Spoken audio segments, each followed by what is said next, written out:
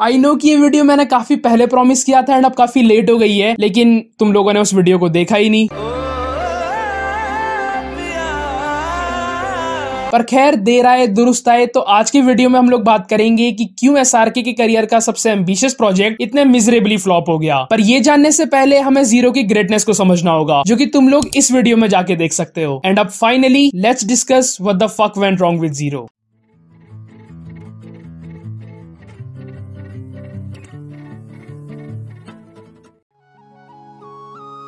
अब देखो यार, मेरे अकॉर्डिंग जीरो मेनली 4 रीजंस की वजह से फ्लॉप हुई है। एंड सबसे पहला है रिलेटेबिलिटी। तो वी ऑल नो कि जब भी हम कोई आनंद एल राय की मूवी देखते हैं तो ये रिलेटेबिलिटी वाला फैक्टर उनकी हर एक मूवी में होता ही है। एंड यहाँ पे मैं इसे इसीलिए मेंशन कर रहा हूँ कि किसी और डायरेक्टर के केस में ये उतने ज्यादा मायने नहीं रखता, लेकिन आनंद एल राय की हर मूवी से ऑडियंस यही एक्सपेक्ट करती है। हम यही एक्सपेक्ट करते हैं कि उनकी मूवी में एक रोमांटिक लव स्टोरी तो हो, लेकिन वो काफी क्लोज टू रियलिटी हो। फिर चाहे वो अतरंगी रे ले लो या रांझना, ये हर एक मूवी काफी ज्यादा रिलेटेबल थी। यस, इनमें कुछ अनरियलिस्टिक एलिमेंट तो थे, लेकिन एट द एंड इनके कैरेक्टर्स बहुत ही ज्यादा रिलेटेबल थे, जिनके साथ हर किसी ने कनेक्ट किया। पर यार, जीरो के केस में तो ऐसा लगता है कि मानो मेकर्स ने इस रिलेटेबिलिटी वाले फैक्टर को खिड़की से उठा के बाहर ही फेंक दिया। एंड इस वजह से इस मूवी के साथ हम लोग कनेक्ट ही नहीं कर पाए। एंड कनेक्ट करना तो दूर की बात है, काफी सारे लोग तो इसे अच्छे से समझ ही नहीं पाए। सबसे पहले तो हमें एक बोना कैरेक्टर दिखाया गया है, जिसके पास ये पावर है कि वो सिर्फ अपनी उंगलियों से ही तारे तोड़ देता है। इसके अलावा उस पे पैसों की कोई कमी नहीं है, हर एक मोमेंट बस पैसे उड़ाता रहता है। उसकी अपने बाप से नहीं बनती, हर समय लड़ता ही रहता है। एंड ऐसे ऐसे काम करता है जो कि एक नॉर्मल आदमी सोच भी नहीं सकता। एंड साथ ही यार, जो भी वो डिसीजंस लेता है, जो भी वो एक्शंस करता है, उनके पीछे के रीजंस नहीं, इस पॉइंट को थोड़ा बाद में डिस्कस करते हैं। तो हाँ यार, इस पॉइंट पे तो हर कोई एग्री करेगा कि इस फिल्म में वो रिलेटेबिलिटी वाला एलिमेंट कहीं पीछे ही छूट गया है। फिर इसके अलावा जो अगला रीजन आता है वो है इसका सेकंड हाफ। तो जो कहानी फिल्म के फर्स्ट हाफ में एटलीस्ट थोड़ा सा ग्राउंडेड थी, वो सेकंड हाफ में तो मानो एकदम 5th गियर पे पहुंच गई। एंड इतनी ज्यादा एक्सेलरेट हो गई कि ऑडियंस को कुछ समझ ही नहीं आया एंड हर किसी ने अपना सर पकड़ लिया। यस, जो कहानी मेरठ में टेक प्लेस कर रही थी, वो एकदम से मार्स पे कैसे पहुंच गई, ये ऑडियंस समझ ही नहीं पाई। जब तक हम लोग समझते, तब तक फिल्म इतना आगे निकल गई कि हम लोगों को टाइम ही नहीं मिला। एंड कब फिल्म खत्म हो गई ये पता ही नहीं लगा। बव्वा की लाइफ में इतने जल्दी चेंजेस आने लगे, वो इतने जल्दी एक्शंस लेने लगा, जो भी चीजें वो करने लगा ये ऑडियंस के सर के ऊपर से जाने लगी। एटलीस्ट फिल्म के फर्स्ट हाफ में यार ये ग्राउंडेड तो थी, लेकिन सेकंड हाफ में तो मानो इस ग्राउंड को ही तोड़ दिया गया, जिसकी वजह से एज एन ऑडियंस हमें रिएक्ट करने का कोई टाइम ही नहीं मिला एंड एंजॉय करना तो दूर की बात है। फिर अब आ जाते हैं सबसे मेन रीजन पे, जो कि है रीजंस बिहाइंड एक्शंस। तो यार, मैंने अपने पिछले वीडियो में ये चीज कही थी कि जीरो एक ग्रेट फिल्म है, क्योंकि ये जो मैसेज कन्वे करना चाह रही थी वो अपने आप में बहुत ज्यादा ग्रेट था। बट यहीं पे प्रॉब्लम आ जाती है कि इस मैसेज को मूवी अच्छे तरीके से कन्वे नहीं कर पाई। जो कैरेक्टर्स हमें फिल्म में दिखाए गए हैं, उनके साथ जो मैसेज जुड़ा हुआ है, जो उनकी कैरेक्टरिस्टिक्स जुड़ी हुई हैं, उन्हें कहीं ना कहीं मूवी डिलीवर करने में थोड़ा सा पीछे रह जाती है। एंड जो एक्शन वाली चीज मैं पहले पॉइंट में कह रहा था, उसे अब एक्सप्लेन करने का टाइम आ गया है। तो देखो यार बव्वा, जो भी एक्शंस करता है, जो भी डिसीजंस लेता है, उनके रीजन हमें समझाए नहीं गए हैं एंड मोस्ट इंपॉर्टेंटली दिखाए नहीं गए हैं। लाइक क्यों वो आफिया को छोड़ के बबीता के पास चला जाता है, देन बबीता के साथ कुछ टाइम रहने के बाद खुद ही जलील होके वहां से निकल जाता है, फिर सीधे फॉरेन पहुंच जाता है एंड फॉरेन से सीधा मार्स। उसके ये सारे एक्शंस कहीं पर भी हमें समझ ही नहीं आते। एंड बहुत सारे लोगों को तो यही समझ में नहीं आया कि बव्वा मेरठ से मार्स क्यों पहुंच गया। सालों, मेरी तरफ क्या देख रहे हो, मुझे तो समझ में आ गया था। चलो एक काम करते हैं, तुम्हें समझाने की कोशिश करता हूँ। अब देखो, बव्वा सबसे पहले आफिया के साथ था, लेकिन वो इसीलिए था क्योंकि वो उससे बदला लेना चाहता था। अपनी इंसल्ट का वो बदला लेने के लिए आफिया के साथ गया, उसके करीब गया एंड इस दौरान उससे प्यार होने लगा। बहुत ज्यादा नहीं, थोड़ा बहुत, लेकिन हाँ, आफिया उसके प्यार में पड़ चुकी थी। देन एकदम से उसकी शादी की बात आ गई, लेकिन वो शादी छोड़ के इसीलिए निकल गया क्योंकि उसकी लाइफ में इतनी सारी चीजें हो रही थी कि उसे समझ ही नहीं आ रहा था। मतलब उसका हाल भी ऐसा था जैसे हम लोगों का सेकंड हाफ में था। वो इन चीजों पे जब तक रिएक्ट करता, तब तक चीजें बहुत फास्ट निकल गई। एंड बव्वा की पर्सनैलिटी ऐसी थी जो कि बिल्कुल भी स्टेबल नहीं थी। लाइक वो कब क्या कर देगा ये उसे खुद ही नहीं पता था एंड इसी वजह से वो वहां से निकल जाता है।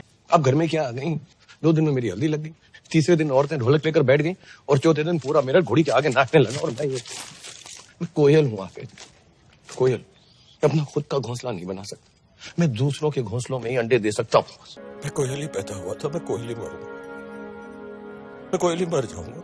इसके बाद वो पहुंचता है बबीता कुमारी के पास क्योंकि वो उसका बहुत बड़ा फैन था और कहीं ना कहीं उससे बबीता कुमारी से बहुत ज्यादा प्यार था। फिर वो उसके साथ रहता है, लेकिन कुछ टाइम के बाद जब वो बबीता और उसके बॉयफ्रेंड के रिलेशंस देखता है तो उसे चीजें समझ में आने लगती हैं। एंड तब उसे धीरे धीरे ये रियलाइज होने लगता है कि आफिया उससे सच्चा प्यार करती थी एंड उसने कहीं ना कहीं आफिया को धोखा दिया है। मतलब वो कहते हैं ना कि किसी भी चीज की वैल्यू हमें तब होती है जब वो हमसे दूर चली जाती है, बस वही वाली बात है। बट अब काफी सारे लोगों का सवाल ये होगा कि जब उसे ये चीज रियलाइज हो गई थी तो वो सीधा आफिया के पास क्यों नहीं गया, मतलब अपनी इतनी इंसल्ट क्यों करवाई। तो देखो यार, इसका एक बहुत ही सिंपल सा रीजन है एंड वो ये है कि बव्वा अपने आप को पहचानता था। उसे पता था कि वो बिल्कुल भी स्टेबल नहीं है एंड वो इतना ज्यादा ढीठ है कि अभी तो वो चला जाएगा लेकिन एक पॉइंट के बाद वो दोबारा से आफिया को छोड़ देगा एंड फिर से बबीता के पास आ जाएगा। लाइक वो इतना ज्यादा चंचल है। तो इसीलिए उसने बबीता कुमारी से रिक्वेस्ट की कि वो उसे जलील करे एंड तभी उसे असल मायने में चोट लगेगी एंड इतना ज्यादा दर्द होगा कि वो दोबारा मुड़ के कभी नहीं देखेगा। तो इसी वजह से उसने भरी सभा में अपनी इतनी गंदी उतरवाई और तब जाके आफिया के पास गया। मत जाने देना बबीता जी, थोड़ा और जलील करके निकालो, पूरा बेइज्जती में बचा नहीं पाऊंगा। आप थोड़ा और करो बस। इस बात की जिंदगी लोगों को ये बताने में निकाल देना कि बबीता कुमारी ने तुझे धक्के दे के घर से निकाल दिया। हाँ, इससे ज्यादा जलील होना तो ट्रेन की पटरी पे छोड़ के आती हूँ तुझे।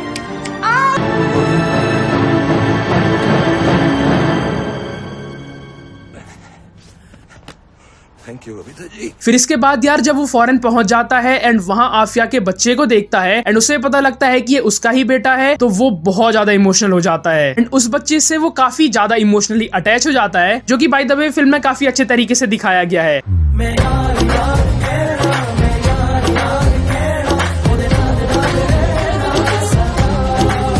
एंड बच्चे से इतना ज्यादा कनेक्ट होने के बाद एंड आफिया के प्यार को समझने के बाद अब उसे ये चीज रियलाइज हो जाती है कि उसे आफिया को नहीं छोड़ना है एंड अब उसका सिर्फ एक ही मोटो बन जाता है कि उसे कैसे भी आफिया को पाना है। एंड इसी वजह से वो इस सेंटर में घुस जाता है, देन मार्स पे पहुंच जाता है, एटसेट्रा एटसेट्रा। छोड़े से छूटेगी तू ना, इतना हो जाऊंगा तेरा।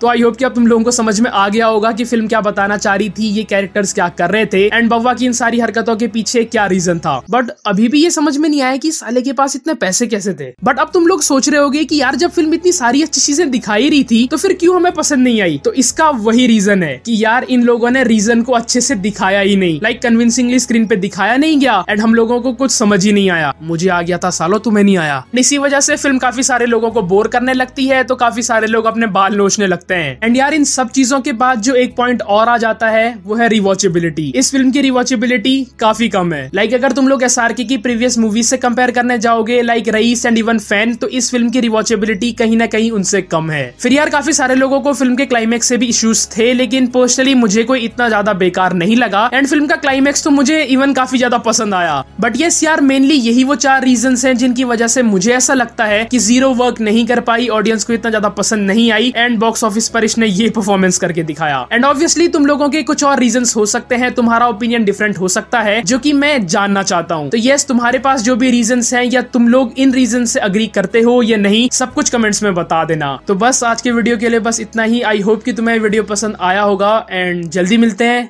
नई कहानी के साथ। बोल सच्चा जोता वाली माता तेरी सराई जय।